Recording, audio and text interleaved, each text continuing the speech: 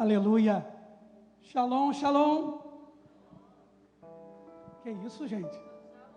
Shalom, shalom. Boa tarde, tudo bem com vocês? Tudo bem? Ótimo. O Senhor já nos deu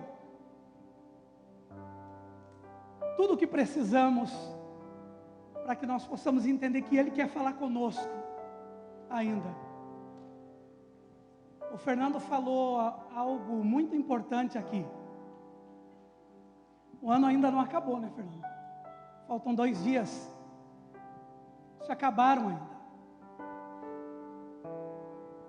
E qual é a sua expectativa nesta tarde? Qual é a sua expectativa? Como está a sua expectativa para esses 2 dias? Eu vou parar, Nicole, porque senão a Débora briga comigo, Nicole. Ela falou que eu ando demais. Amém. Qual é a sua expectativa ainda? Você tem boas expectativas do Senhor? Sim? Sim? Nós estamos fechando o mês, edificando em sabedoria. E eu pedi ao Senhor que o Senhor me desse uma palavra que falasse sobre edificação. Então, vamos lá. O tema desta tarde é edificando sobre a rocha. A nossa leitura está em Mateus capítulo 7, 24, 27. Vamos lá? Vamos ler?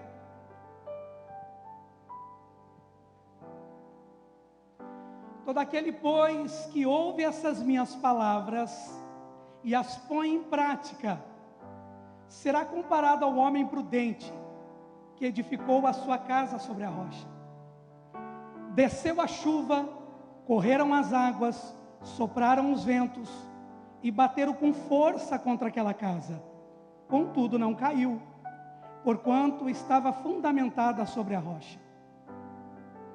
Mas todo aquele que ouve essas minhas palavras e não as pratica, será comparado ao homem insensato, que edificou a sua casa sobre a areia. Desceu a chuva, correu as águas, sopraram os ventos e também bateram com força sobre aquela casa. E ela caiu, e grande foi a sua queda. Bom, uma palavra de reflexão para nós nesta tarde é: a obediência é o sólido fundamento para que possamos resistir às tempestades da vida. Vou repetir: a obediência é o sólido fundamento para que possamos resistir às tempestades da vida. Nós temos também aí uma referência de Tiago 1:22, quando ele diz: sede praticante da palavra e não somente ouvinte.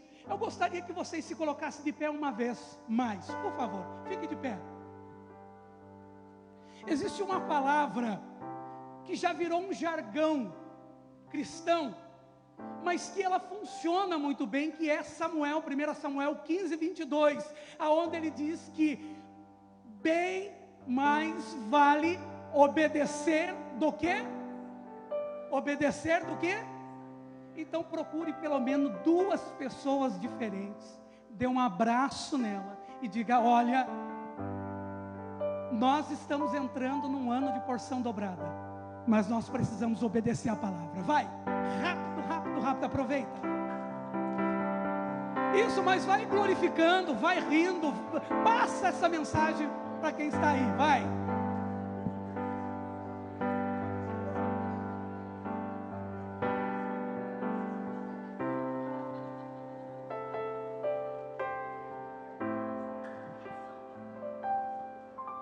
Isso, dê um sorriso de mineiro para ele, vamos lá. Dê um sorriso de mineiro para ela. Só quem é mineiro entende, vamos. Aleluia. Glória. Isso, diga: nós estamos entrando num ano de porção dobrada, mas precisamos obedecer. Precisamos obedecer a palavra. Aleluia. Glória a Deus, aleluia. Bom, nós acabamos de ler Mateus capítulo 7, 24 e 27. Mas essa parábola também, ela aparece no livro de Lucas 6, 46. Se você me perguntar, Wagner, qual das duas você prefere? Eu prefiro a Lucas 6, 46. Eu prefiro Lucas 6, 46. Que fique de exercício para nós nessa noite, nessa tarde, e também para quem está nos acompanhando pela internet. Essa lição de Lucas 6, 46. Lucas 6, 46 é a mesma palavra, é a mesma, muda algumas coisas, mas algumas coisas bem interessantes, porque eu não sei se Lucas está mais irritado, mas ele diz assim: vocês dizem Senhor, Senhor, mas não fazem nada do que eu mando. Então, na leitura de Lucas, ele diz assim: olha, aquele que ouve a minha palavra e pratica, eu vou dizer com quem vocês são semelhantes. Então a leitura é praticamente igual a de Mateus, mas trocando algumas coisas importantes também. Mas é claro, não podemos esquecer que Mateus escrevia para os judeus. Então, os judeus, quando falavam em edificação, os judeus tinham uma concepção da natureza para a sua região, da força da natureza para a sua região. Já Lucas escrevia para os gregos, que também tinham outra concepção com relação às forças da natureza da região deles. Mas é exatamente a mesma leitura.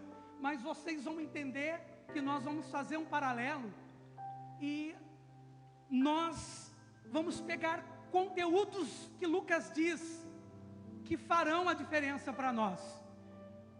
Bom, nós precisamos entender, para que nós possamos encaixar nessa história, que Jesus estava nesse exato momento encerrando o Sermão da Montanha. Ele está terminando o Sermão da Montanha. Então, quando ele está terminando o Sermão da Montanha, ele resume o Sermão da Montanha na parábola do prudente e do insensato. Para quem acompanha pelo aplicativo, eu coloquei lá a diferença entre o prudente e o insensato. Prudente, a pessoa sábia; insensato, a pessoa delirante, louca, já dito pela palavra. Mas nós precisamos entender que Jesus está terminando o Sermão da Montanha. Então ele resume tudo dizendo isso: olha, é como edificar uma casa. É claro que Jesus falava numa metáfora, numa figura de linguagem, mas há verdades espirituais para a nossa base espiritual aqui em construir algo com o Senhor. Então, basicamente, Jesus está pegando a visão de duas pessoas, e essas duas pessoas exatamente têm uma missão. A missão dessas duas pessoas é edificar.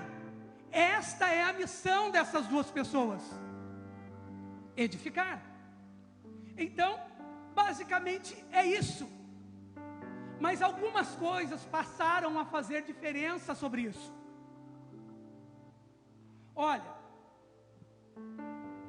nós já recebemos a palavra sobre este lugar, que o ano de 2020 será sim um ano de porção dobrada sobre nós, sobre a nossa família, sobre os nossos negócios. Será. Mas, amados, não se engane. Não se engane. As tempestades virão. Wagner, o que você está dizendo, pregador? As tempestades virão. As advergências virão. Não tem jeito, elas aparecerão. E nós precisamos estar firmes com a nossa família, com o nosso projeto, com os nossos sonhos. Estar firme, fundamentadas no Senhor, para que elas possam acontecer. O Salmo 127 diz que se o Senhor não edificar, em vão trabalham os que edificam. Se o Senhor não edificar, em vão trabalha os que edificam.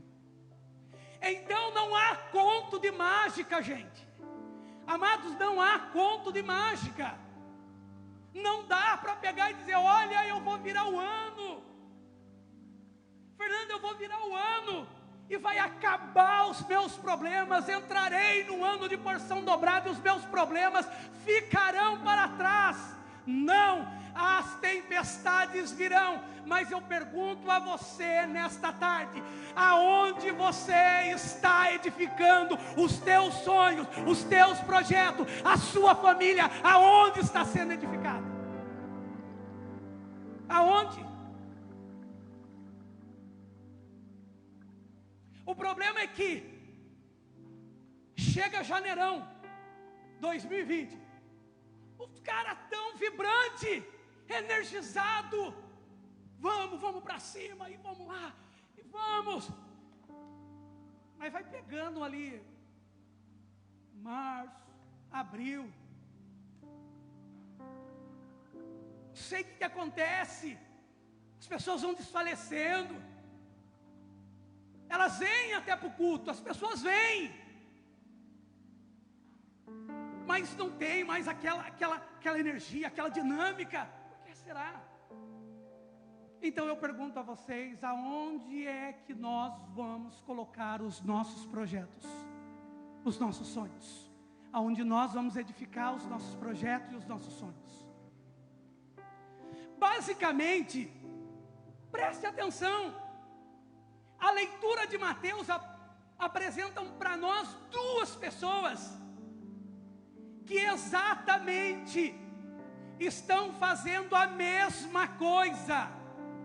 Se nós pegarmos uma leitura prematura da leitura, nós vamos até pensar que essas duas pessoas, uma delas estão em vantagem da outra, porque Mateus diz que um fincou a casa sobre a rocha, mas o outro sobre a areia. Então parece que tem uma desvantagem, mas não tem, porque Lucas, na leitura de Lucas diz que os dois edificaram, os dois fizeram a mesma coisa, e era igual para todo mundo. É igual para todo mundo. Tem pessoas que perguntam: nossa, mas por que a pessoa prospera, eu não prospero? Olha, eu estou vendo o ímpio está prosperando, eu não estou. Olha, por que eu faço tanta coisa? Mateus 5,45. Porque ele faz nascer o sol sobre os bons e os maus. O problema é aonde você está edificando os teus sonhos, os teus projetos. Na mão de quem que está? Está na mão dele ou está na sua mão o projeto? Na mão de quem está o projeto? Precisa olhar na mão de quem está. E veja bem, se nós olharmos com carinho a leitura, veremos que os dois edificaram. Os dois conseguiram atingir o objetivo de edificar. maior diferença desses dois foi quando chegaram as tempestades, as lutas, as provações.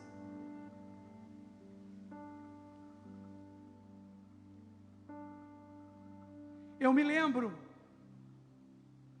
que em 1994, eu tinha cerca de... Tá bom, 1994, gente, não vou falar a idade não, vamos lá. Não vou, pastor, não dá. Então vamos lá. 1994 eu fui morar com meu pai em Pindamonhangaba. E o meu pai, ele tem o trabalho dele, mas é um profissional de mão cheia. Eu estive com ele agora, um pouquinho antes do Natal. Eu conversando com ele, eu abracei ele e disse assim: pai, eu vou contar a nossa história. Ele disse: eu não lembro. Eu falei: o senhor lembra? Sim, lógico que lembra. E o meu pai sempre foi um edificador, realmente, um mestre de obra.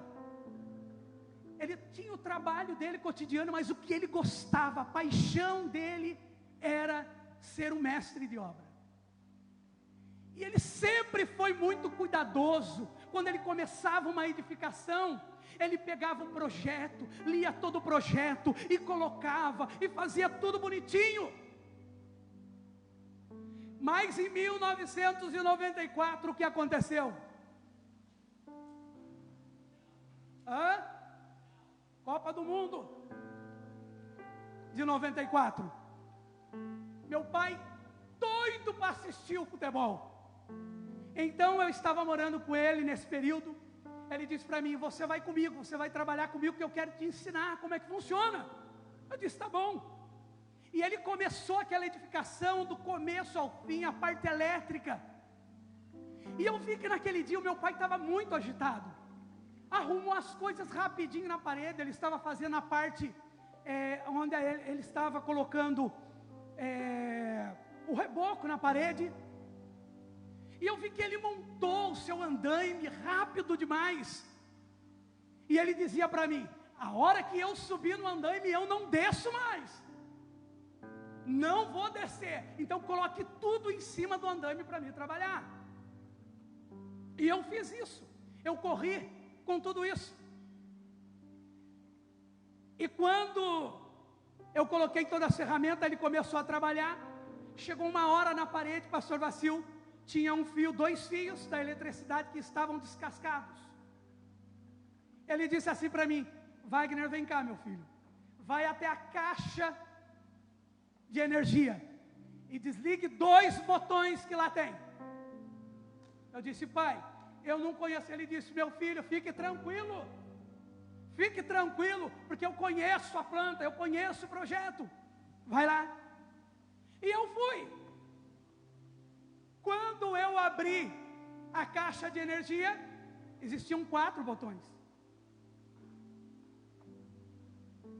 Então eu voltei e disse: pai, o senhor precisa descer para lá. Ele disse: eu não desço de jeito nenhum. O que aconteceu? Você não consegue desligar 2 botões? Eu falei: eu consigo desligar 2, mas existe 4. Ele disse: rapaz, não, de jeito nenhum. Fui eu que fiz o projeto, eu conheço tudo aqui.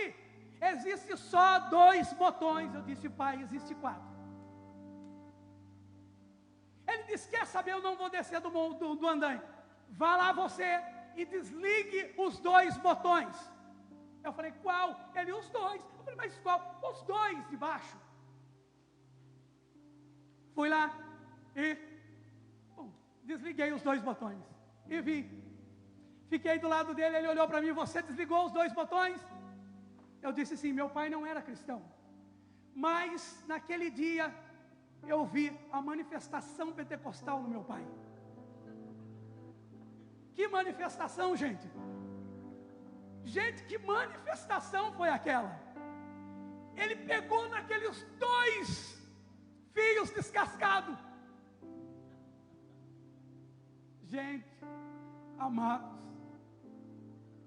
e ele sapateou em cima daquele andaime.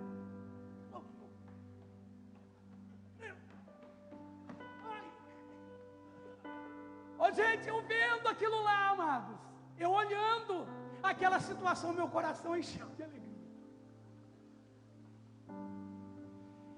coração se encheu de muita alegria e eu não conseguia parar. Então eu fiz o que, pastora Dorotinha? Ele olhou para mim e logo quando ele caiu no andame, ele olhou para mim e eu corri. Mas e quando eu corri, eu fui batizado com alegria, eu não conseguia mais correr. E eu não conseguia mais correr, porque eu corria e ria ao mesmo tempo, ria e corria, eu não conseguia mais.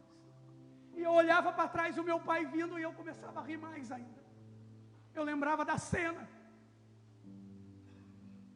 Então, o meu pai me alcançou. Ele me pegou todo energizado. Pai, me perdoa. Ele disse, rapaz, você está querendo me matar? Eu falei, eu não. Ele disse, rapaz, você quase me matou. Eu falei, o senhor quase se matou. Ele falou, rapaz, você não desligou o botão? Eu falei, desliguei. Ele falou, então por que eu tomei choque? Ele falou, vamos lá ver. E coitado, todo energizado, gente. Chegamos lá, quando ele abriu, ele olhou a caixa de energia. Tinha 4 botões. Eu falei, eu não disse para você que tinha 4? E o que é que o pai fala quando acontece isso? Por que é que você não me... Eu não falei. Ele falou, quer saber? Junte as ferramentas, vamos embora, porque eu não estou bem. Então ele pegou todo o projeto, leu ele todo de novo. E ele viu que quem colocou os 4 botões foi ele mesmo.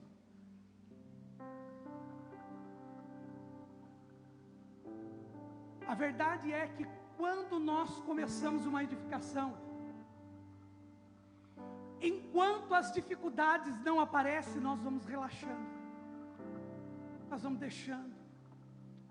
Passa uma coisa, passa outra. Nós vamos deixando.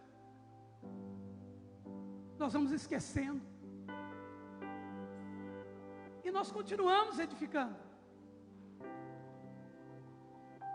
A realidade é que nós só vamos ver as diferenças quando as lutas chegarem sobre nós.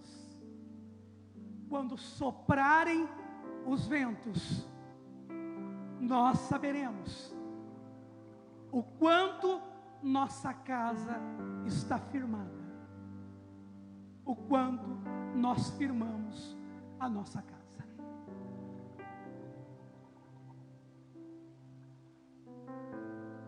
Edificação não é um processo simples.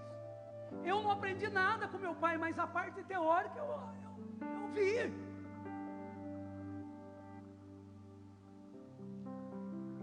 Edificação não é um processo simples.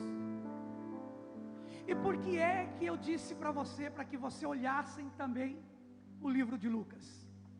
Porque lá realmente nós vamos conseguir entender as diferenças.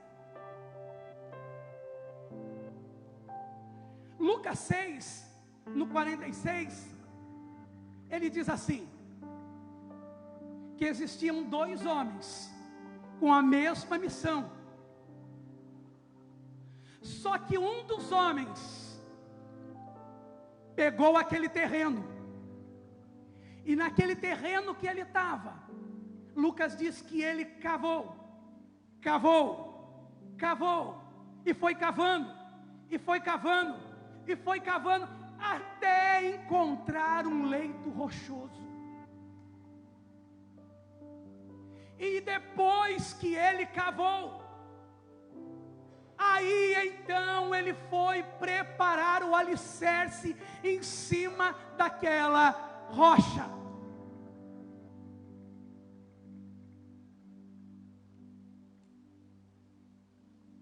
Para quem conhece um pouco de construção, sabe que a base de toda a casa está na fundação.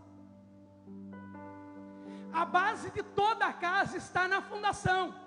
Você pode olhar para uma casa e ver que as paredes não estão terminadas. Você pode olhar para uma casa e ver que o telhado não está terminado, mas a fundação dessa casa está pronta. É o mais importante. a fundação da casa. E fazer a fundação de uma casa dá trabalho, gente. Dá muito trabalho. Dá muito trabalho. Mateus diz que o insensato fez a sua casa sobre a areia. Alguém aqui já consegue imaginar você fazer uma casa sem alicerce em cima da areia? Quem aqui já fez castelo na praia para o filho? Quem já fez? É lindo, não é? É bonito. Mas e quando vem a água? Lucas diz que o cara fez a casa sobre a terra.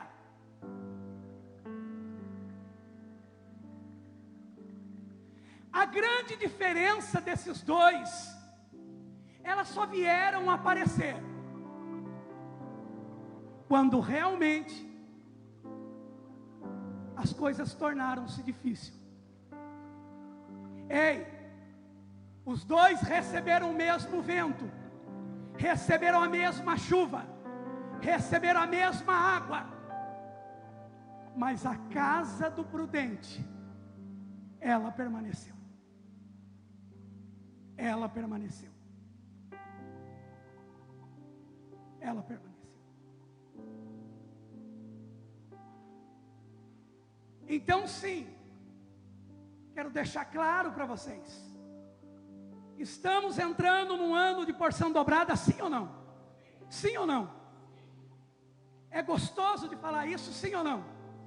Mas como estão as bases? Nós vamos alçar coisas grandes, sim ou não? A sua família vai alçar coisas grandes, o seu casamento vai alçar coisas grandes, os teus filhos vão alçar coisas grandes, mas como é que estão as bases? Como estão as bases? Então eu dou 1 minuto para você fechar os teus olhos e perguntar para você como estão as bases da sua edificação. Como estão as bases? Como estão? Pergunte.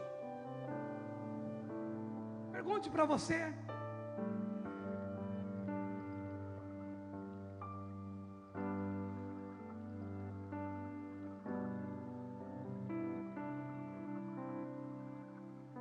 Oh, aleluia. Aleluia. Aleluia.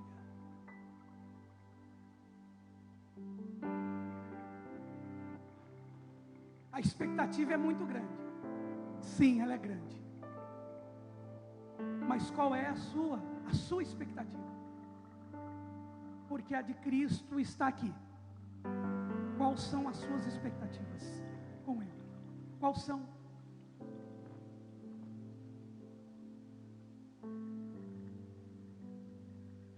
Cavar um terreno dá trabalho, gente. Dá trabalho.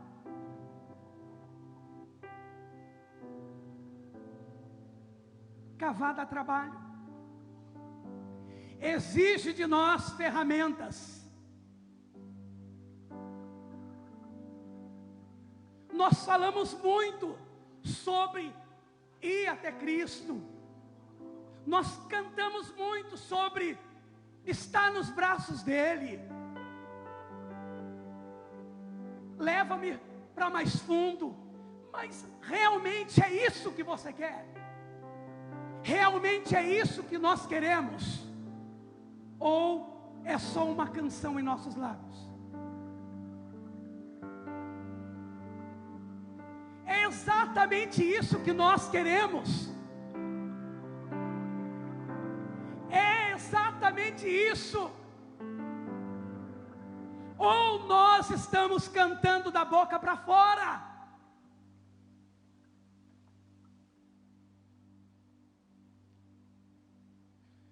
Qual é o projeto que você já fez para 2020? Quais são?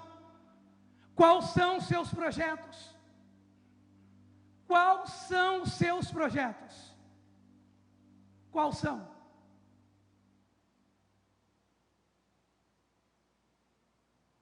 Fique de pé, por favor.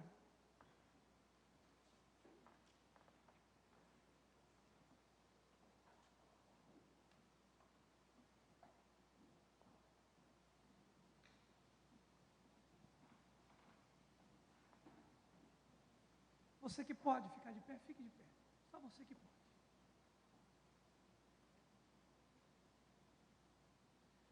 Nós vamos começar 2020.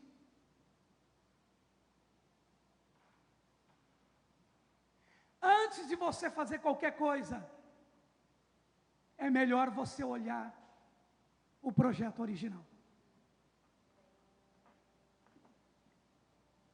Antes de você dar qualquer passo, olhe o projeto original. Pergunte para Cristo. Pergunte para o Espírito Santo. Quando você estiver no seu devocional, na tua casa, com a tua família, pergunte para Ele: Senhor, qual o teu projeto original sobre mim, sobre a minha família?